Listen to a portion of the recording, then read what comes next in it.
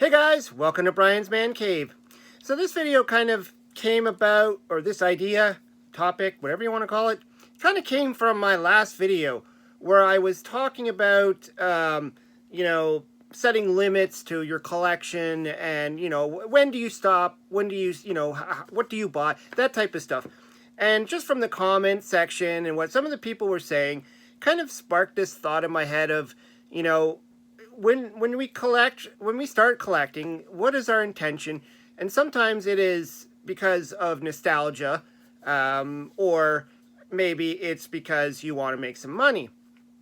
Now, I don't know if either one is a good thing or a bad thing.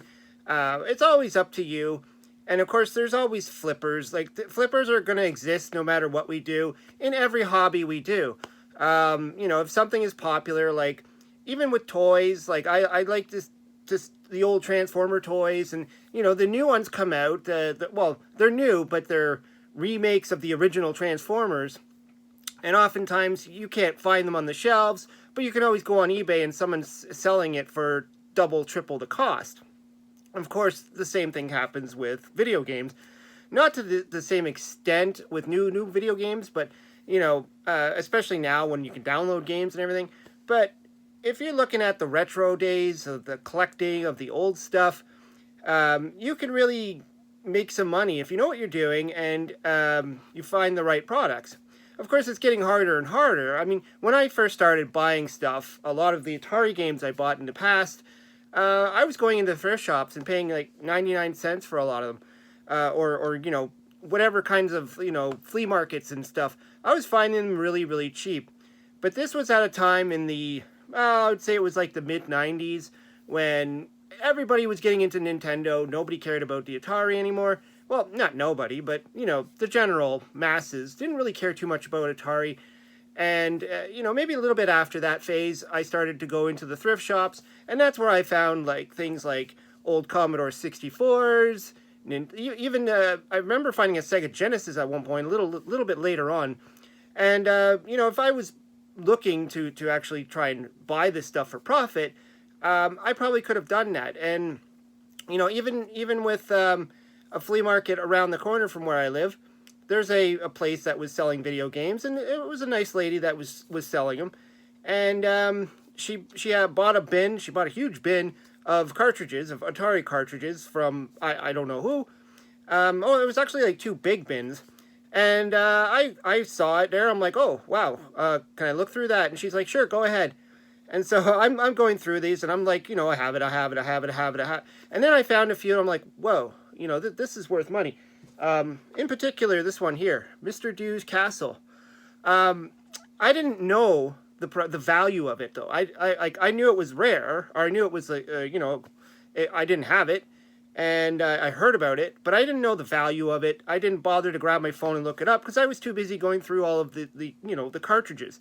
And I eventually, I had a whole stack of them, and she sold them all at a fairly good price. But when I got home, I looked it up on eBay, and I'm like, oh my goodness, it was worth a heck of a lot more than what I paid for it. And I definitely could have turned a profit if I went back, because I know she had a second copy of it. And I didn't buy it. I left it behind because I'm like, I just want one for myself. I'm trying to build up my little collection of Atari stuff. And so when I found out, and then the next time I saw her, I said, you got a game in there that you sold me last week, and it's worth a lot more. And I said, you can probably sell that one for a little bit more than what you sold it to me. And so I gave her a hand. I took the cartridge, I went and I put it on eBay, and I sold it for more closely to the value of what it is. And of course, she was thankful and split the difference with me. And I didn't ask for her to do that. I was just going to give her the full amount that I made off of eBay. But anyways, my point is, I could have bought it myself and I could have flipped it, but I'm not really into doing that. I bought this thing a long time ago as well. This is Atari Monopoly Star Wars for the Windows 95 computer generation. Now, I bought this off the shelf at Walmart when it was brand new. And when I bought it, my thought process at first was, well, it's a collector's item. Maybe one day it's going to be worth something. I didn't really need it. I didn't really care to play it too much. But I thought, hey, it comes with a figure. you know, it looks kind of neat. Star Wars computer game. And so I bought it. And it's still in the original packaging. I never opened it, thinking, you know, maybe one day this is going to be worth something. And of course, now in this day and age, 2023, I looked it up, and it's like, people are trying to hawk it now for like $80. So it's really not worth it. And, you know, so I don't know. When I bought it, I wasn't entirely sure if I was going to keep it for that reason. But, you know, you kind of think about it when you're buying this stuff. And what I've seen from, like, some of the posts from my last video, people were talking about the Sega 32X. I never got into that particular thing, but people were buying that stuff up, and from what I understand, the games, there wasn't so many games for it, and then at the time, someone left a message saying that they got rid of it. Like I guess they felt like, why am I buying all this stuff? I'm never going to play it. And then they sold it, and they didn't get what they really thought they would get for it. So it's always like, you know, that fine balance of how long do I hold on to something before it becomes valuable? Because maybe something was valuable then, it's not going to necessarily be valuable today. And, you know, there's collectors out there that will buy things just because it is part of a collection of something. Like for the Intellivision, for instance, I've seen a few people who are showing off devices like the Play Cable, which, you know, back in the day, it was a device you plugged into your Intellivision, and it could literally, I think using cable, would download a game onto the system or onto the cable thing itself, and that was a revolutionary thing. Obviously, that service is long gone. That device is useless, but people still collect it. Things like the Power Glove for the Nintendo. I don't know anybody that really is going to use a Power Glove. I don't think anybody ever buys a Power Glove to say, I'm going to play this on my Nintendo. Maybe for a fun joke, but in most cases, you're going to buy that. You're either going to buy it for something that's you want to try and sell one day, or you just want a piece of candy on your shelf, right? There was a few other devices I remember seeing in the flea market and stuff. It's like, you know, you think about it and you're like, am I going to buy that because it's going to be valuable one day? Even though it doesn't do anything, it's an old piece of technology, it doesn't do anything, but maybe one day I can turn around and flip it.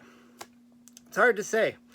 And, you know, going back to when I would go into the stores, there's a lot of times where I found things where I'm like, wow, this is valuable, but at the same time, I want to keep it.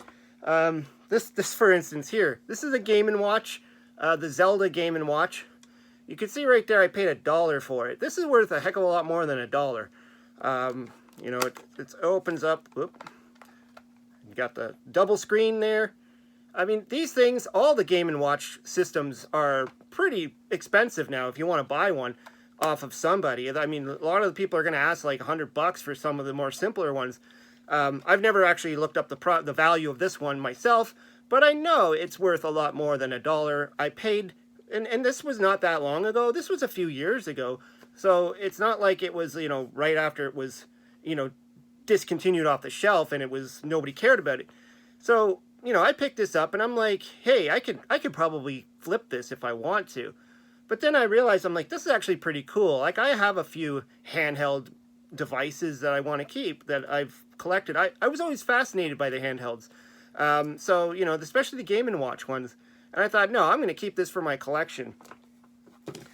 This was another one. Diner for the Intellivision. I didn't know the value of this cartridge. And funny enough, when I bought it, it was off this other booth in the flea market. The lady selling it, I remember there was another cartridge, an Atari cartridge, which she went on eBay and looked up the price and wanted to sell it to me for an eBay price. It was like, she wanted like $80 for this Atari game. And I'm like, no. And so I had this and a bunch of other games. And she ended up selling everything for like way under value. And she didn't even realize, like, she didn't even think to check this online. And Diner is worth a lot more than, I think I paid less than $10 for this. I don't remember now. But as a whole, it definitely was something that I could have turned around and flipped online. So I guess what I'm getting at is, you know, you can do this. There's Hero. I remember getting this in a lot of games on eBay. Somebody was selling a whole bunch of Atari games, and Hero was in there. And I was actually looking for a copy. And at one point, I did end up with a second copy because I bought another lot, and it was in there. And I ended up selling that one online because I'm like, what do I need two of them for? But yeah, it can happen. You can end up getting these things and flipping them. But at the same time, you can end up getting these things. They sit around, and you couldn't give them away. I mean, I don't know if I could give this away. It's just, who wants it? It's Windows 95. You're going to have to find a specialized collector. You're going to have to find somebody who loves Monopoly or Star Wars or has a Windows 95 computer set up somewhere. I don't know. I don't know what I was thinking when I bought this, but, you know, I feel like I'm cursed with this thing. It's just stuck with me. Anyways, yeah, I just wanted to talk about that because it's interesting how we kind of think, do we buy this stuff for profit, or do we buy this stuff to keep it on the shelf? Are we going to die one day and our wives are just going to go and sell it all in a garage sale for 10 cents? Who knows? Anyways, let me know what you think. Throw some comments down below. Hope you subscribe. We'll talk to you later.